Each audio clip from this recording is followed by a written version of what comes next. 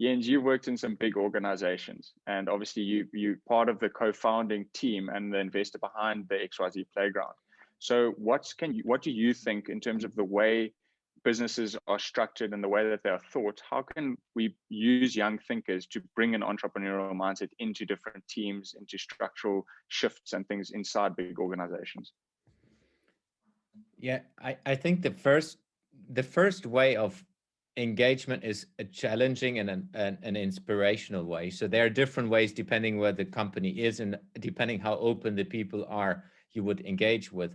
I think if you just take large organization in general, and I know generalizing, but I've been working inside and with large organizations over the last 20 years. Um, what I see a common pattern is large, successful organizations are getting slow in a way of that they have been so successful over time that they're trying to look into how do we protect the success we have.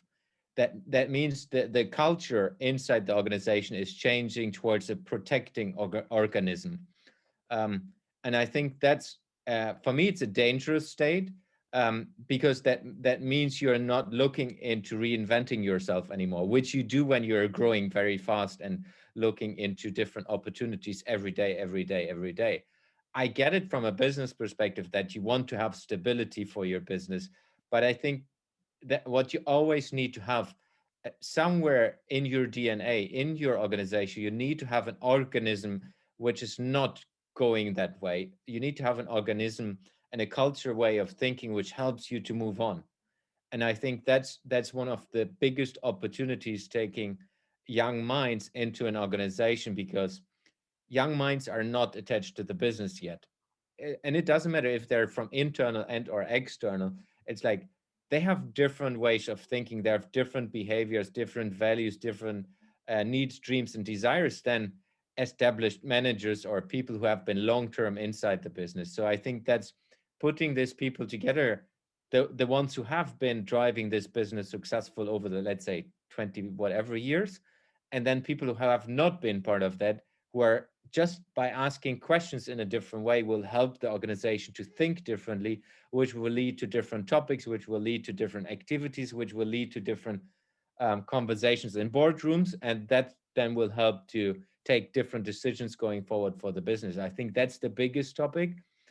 but that need to be done in a structured way, that need to be done in a systematic way, because it's I've seen it too often that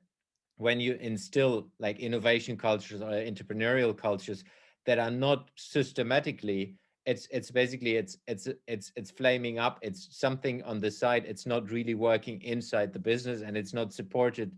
from a systematic way, where it's more an organism which is not attached to the whole thing, which sometimes is the right thing. So it's really dependent on the large business, where they are in their growth curve, where they are in their business, and how the culture is of the business. But I think it's a huge opportunity for large businesses opening up, and specifically leaders inside that organization, to say, hey, let's take a young mind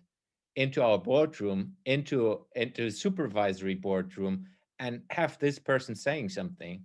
um, get their opinion. And I know that's scary for a lot of board members because they might hear something they don't want to hear, but I think exactly that's what you should be doing on an ongoing base, where you have different people attached to the top leadership in different ways, and sparking different discussions, and helping and maybe even empowering them to do things inside the business in a different way after discussing it or while discussing it.